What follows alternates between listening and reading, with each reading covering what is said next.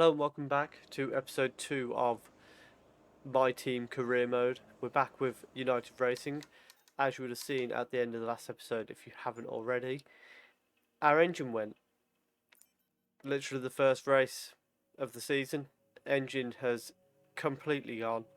And yeah, not a great start to the career when we put our trust in Renault to give us what we needed.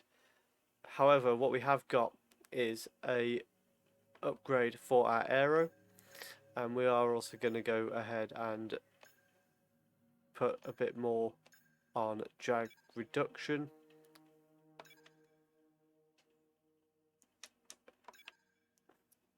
No, we're not. For some reason we can't pick that. I can't really see why. We can pick that one. Okay. We're going to go with a bit of rear wing, and we've still got quite a lot to spend, so we're going to get some on the chassis, and while we're at it, we'll finish off. Never mind, we can't afford that, so we'll just improve our gearbox a little bit, just to try and ensure we don't have too many more failures throughout the season. Not a great start to the race for us, but hopefully the engine will come out better this time. I suppose the one advantage we have got is that going into Spain, our engine will have a lot less wear than many others. We're going to do a lot of activities now because we've got time to, and we will start to continue. So yeah, as you can see, mechanical failure caused an issue in the last race. They have managed to identify it, so hopefully we won't continue with that. You finished the last race with quite a surplus of fuel. I wonder why that could be. It looks like you've had a meeting request from one of our departments. Okay, so we've got. As the boss, we're gonna departments will often reach out to you for advice on how to handle the various ongoings of your team. These events can range from everything from organising charity events to dealing with driver matters. How you decide to handle these will have an impact not only on our resources, but how the press perceives us. The personnel department has asked us to deal with this. We have a couple of options here. Take your time. What you decide to do will have consequences. So this one is just a decision what we want Tictum to practice on. We're going to Not get an easy decision, but practice you his handled pace. it well. Thanks. And then we'll just continue on. So we're heading to Spain next. A track that I'd say mostly I quite like, except for the chicane at the end. So I think we've got a chance of doing well here, but hopefully we won't be too let down by the car this time with a few. I know we were have expecting had some new developments to come through, but some of them have failed quality control.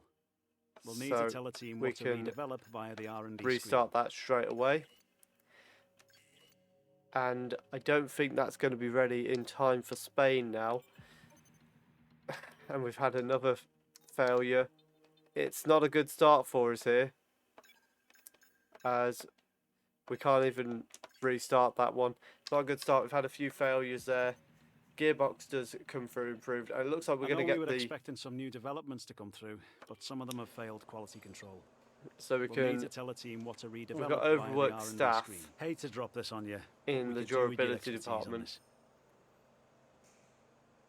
So do we spend 50 grand on it, or we're going to spend Thanks. 50 grand on it? I know these kinds of decisions can be challenging, but I think you made the right call.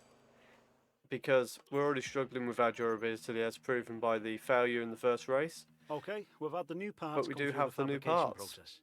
Let's We'll head have them into with us the for the next Grand Prix. Spanish Grand Prix, and hopefully here we can get a good performance in. We'll run through practice, and maybe we can try and push ourselves out of Q2 as well with a bit of luck. As you can see, we've had the front main flap and the central under tray, and we did end up getting the rear wing main flap as well, but not a lot of time to test it, and we are looking like we're going to have a wet race. So that changes things quite drastically in how we set up for this race, because do we go out in qualifying and go all out on that, or do we prepare a bit more for the race? We're going to have no time to practice anything in the rain, so it's going to be interesting to see how we do in a wet race, but we've got practice to do first. Okay, super job so far. We're getting great data. Stay focused. So we are a few laps into practice one. Well, actually, quite a while into practice one. With about 45 minutes gone, 15 minutes left to go. We've done quite a bit of running on the mediums and hards. We're doing a bit of running on the soft to end the practice. I don't really know why in retrospect, given that we're expecting a wet race. But we go aggressive out of turn 4, catching that curb, and then through turn 5 again onto the curb, something we won't want to do in the race if it's raining, but we'll be wanting to do it in practice, in qualifying of course. And through turn 9, not quite as aggressive as we'd like to go. We'd like to go a little bit onto that curb on the outside, but then into turn 10, a little bit wide there, and we fight the car back on track a little bit there. And into turn 12, we again catch the curb a little bit into turn 13, and then the horrible little chicane at the end, which I've never got on with well. Especially this year, if we can get damage under the car, that'll be even worse.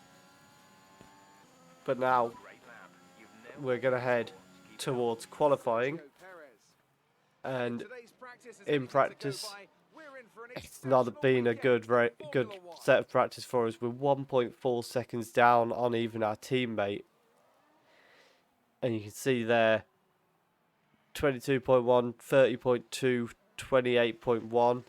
Now if we compare that to Dan, 22.4, and the last sector in particular was about half a second quicker than our best time. And into qualifying 1 we go. We've got the fans here, and yeah, that's nice to see. Unlike last year's real life season, here we are on our first lap in qualifying, and we brake well into turn 1 and then accelerate through turn 2 and 3. We come off a little bit in turn 3, probably more than I would like to, but we're a little bit wide of the racing line there. And into turn 4 we go, and again we take that really well, and then into turn 5, and this first few sectors have been really nice for us. I personally feel a little bit wide on the entry to turn 7, but then into turn 9 again, similar to turn 3, we probably lifted a little bit more than we wanted to, and a little bit shaky on the exit. But then into turn 10, and this section here is one that I have often struggled with, and there is an exact moment where I've had one of those slip-ups, and now we come into that chicane, just as horrible as it was the first time, but accelerate out of turn 16, and where's that going to put us? 1.4 seconds down. It is not good at all. But we've had a cool down lap. We're going to go again. We've got Sebastian Vettel alongside us, and this could be very costly for both of us, because he's going to be alongside us into turn 1, and yeah, we do have to go on a bit of a switcheroo with him. And you can see already how much that's affected us. 4/10 down, and we are going to abandon that lap and come back out for the final moments of qualifying to try and improve our time. And now we come down towards turn 1. Can we take this first section better than we did last time? A little bit more flat out. We do take it more flat out, only very slightly lifting the accelerator through turn 3. And then into turn 4, qualifying's over, so we'll just have these cars going over the line at the moment, improving their times. We take turn 5 very well, and then into turn 7 I should say. We get a little bit shaky on there, but did quite well. Into turn 9, this is a corner that we did lose a bit of time on, and we do very well on it this time. You can see the time gains that we've got there. Into turn 10, and then through turn 11, this is where we came off the accelerator. This time we go flat out and then take turn 12, and we've done that much better as well. Another big time gain there of a couple attempts into the final chicane here, and we're going to accelerate out of this a little bit earlier, and another time improvement, 8 tenths quicker than what we were on our best lap so far, and it's still not going to be enough to lift us off the bottom. We're still 8 tenths down on, I'm assuming that's on Latifi, or will it be on, it's definitely not on Hamilton, who's gone quickest with a 1:15.8, and you can see here we got a 1:19.2, nowhere near the pace of our teammate. He's 8 tenths up on us. Maybe it was I think it was 0.855. Maybe that's how far we were off qualifying for Q2, but nowhere near good enough for us there. You can see we improved completely on that second run, but never looked good enough. I did forget to record the introduction to the Spanish Grand Prix, so we're going to get straight onto the grid here, and it's a poor start, and then a little bit shaky as we accelerate and go through the gears, and it looks like Dan has had a problem. He's already dropped down to 20th. We're going to dive in, and we've done really well there to get past Tictum and Latifi. We're alongside Mazepin, and we go past him there, and then we're right on the back of Russell and Schumacher here. Russell is going to come and shut us off, but we go round the outside of him, and we get past Russell. We lose it a little bit, caught ourselves on Schumacher's tyre, which we do get a warning for, but without that we probably would be out the race, so it still probably worked in our favour.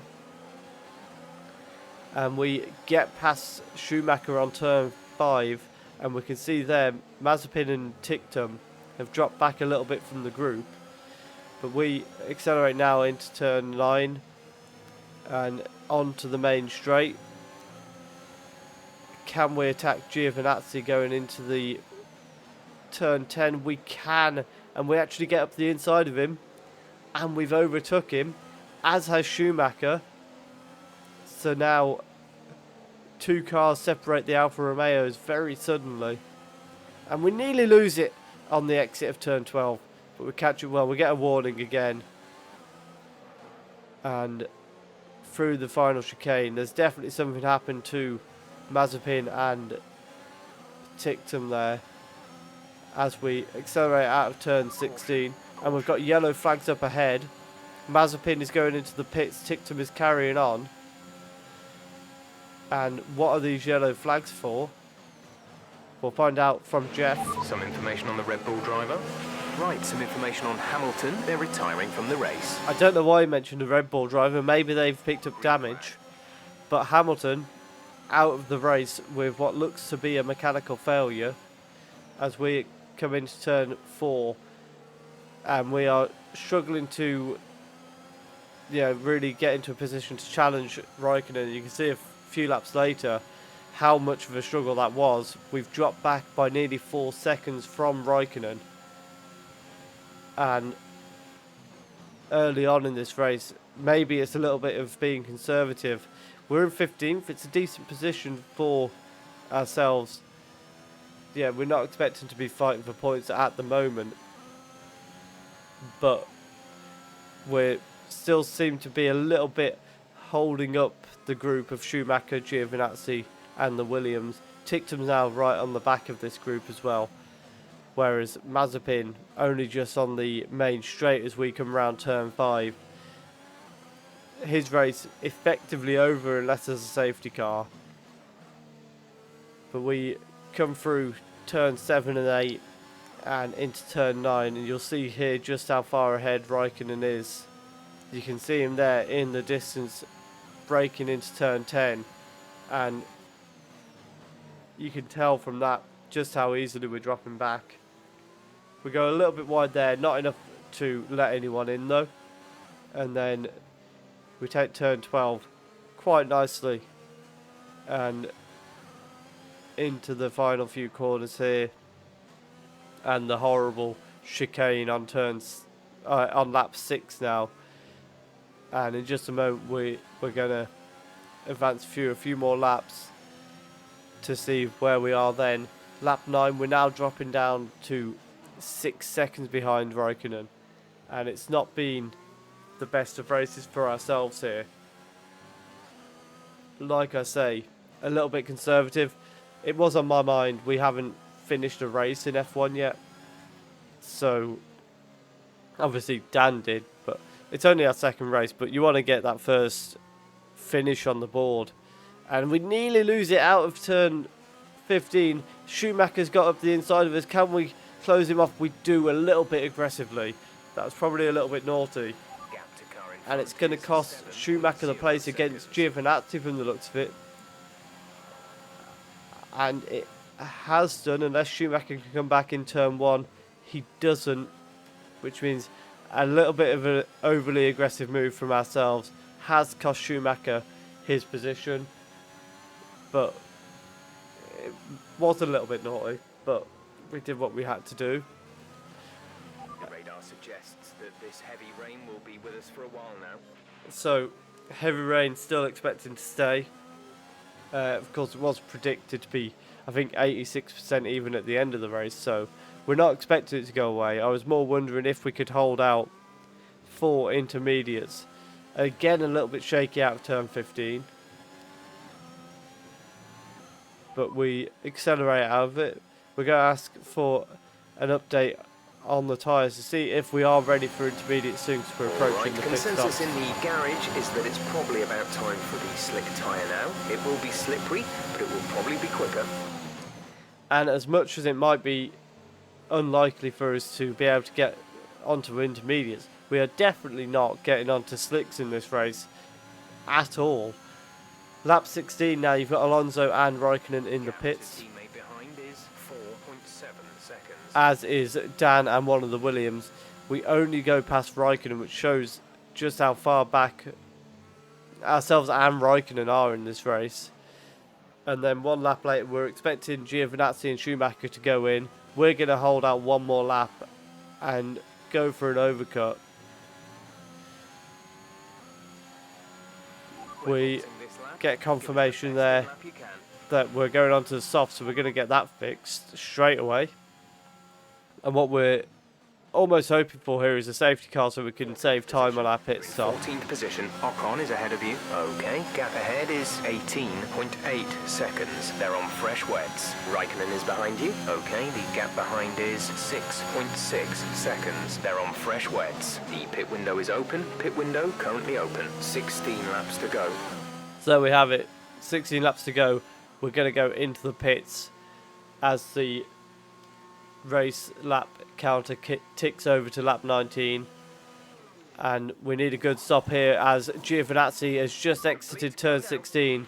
They're crossing the line and we're going to be right in a battle with him as we come out of the pits. He comes up here and we manage to be side by side with him into turn 1. We give him space on turn 2, but he backs out of it.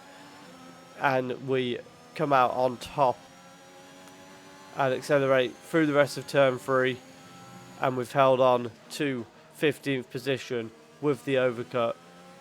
Maybe not quite as effective as I thought it was going to be, but it was enough. And then here we are, lap 24 now. This is a few laps later. As you can see, we've dropped back from Raikkonen a little bit more. But Giovinazzi never really challenging us here. We're kind of just, it's like they're just following us on a main road in a way. They're not trying to go past us. They're not really making any aggressive moves. It's just a matter of us both kind of wanting to survive the Grand Prix almost in the rain. That's certainly my main concern. And we come now into turn 15 and into turn 14 and 15 of the chicane, and you can see there a tiny bit of catch in the car, but accelerate through, and then turn 29, lap 29 now, and you can see Verstappen starting to close in on the pack that we're leading currently. Vettel pitted for a second time in the race for some reason. I believe it was him and Schumacher that did, or him and Mazepin. I'm not aware if Vettel pitted because of damage, but he drops behind Raikkonen as a result, and it'd be very difficult for him to get back past him. Lap 32 now, we've got Verstappen coming up behind us. We're seeing the blue flags, and we're going to, of course, let him pass. Race leader on his way to victory, and that will mean we are now on our final lap as we follow him through turn 9. Can we get a bit of a slipstream to help us go green? No, we nearly lose it. Perhaps that was a little bit of dirty air, but we catch it really well. That would have been a disaster if we got into the wall on the final lap of the Spanish Grand Prix. We ride the curb a little bit dodgy there and then go wide in turn 12, but we managed to get back on the racing line, not letting Giovinazzi past us, and then through turn 13 into the final chicane once again, and now we accelerate into turn 16, overtake mode on, just to prevent Giovinazzi getting a good run out and overtaking us, and we finish in P15. It's not been a great race. We've survived it in the rain. That was our main priority today. We do get driver of the day, which I think is probably a little bit just down to the improvement. And also just a little note here to say, do apologise if the footage is a little bit lacking in frames, we'll say. We did have a bit of a recording issue. I'm hoping to have that fixed ready for the Monaco Grand Prix. I haven't noticed it on the other races to the extent that I have this. Red Bull are our winners today after showcasing some incredible driving. There's been a huge push from them lately to stay competitive with the other teams, and they're certainly proving themselves. And you can see there, Daniel Ricciardo on the podium, which is very nice to see. He's following up on Lando Norris. Had the good start in Q1. I don't think he capitalised on it though in the final sessions. And after this round of the World Championship, here's how things look. No, Lando ended up starting Verstappen's 6th. Excellent result today sees him take Ricciardo over as leader in of 5th. the Drivers' Championship. Some amazing talent out on the track today. But Anthony, who would you pick as your driver of the day? I have to give it to Ace. That was a commanding performance today. And you can see here, Let's we're move down on in to the 15th, constructors. Dan in Red Bull 18th. take over as championship leaders. Meanwhile, Ferrari have improved their position. A strong weekend from them as they fight their way towards the top. I'm equal parts exhausted and elated with this weekend of Formula One. Be sure to join us for the next one. So, we ended the race. We had just the one warning throughout the race. Dan ended up with, I think his time was slightly slower than us in the end on race pace. And then there's the driver's standings for the end of the Spanish Grand Prix. Max going top and Red Bull overtaking Mercedes on account of Hamilton not being able to finish the race due to that engine failure is what I believe it to be. But on this little replay you can see the start to the Grand Prix we had, where we managed to get ourselves up quite a number of positions straight away. And as we watch this, just want to say, if you are enjoying the My Team series, please do leave a like, comment down below, let me know what you're thinking of the F1 content. Any support is greatly appreciated. Subscribe if you're new here. I want to start to push towards 75 subscribers. Let me know if you want to see more F1 content, that way I know to keep it coming. And other than that, enjoy the rest of your day, and we'll be back on Saturday with Breaking Point. Thank you very much for watching.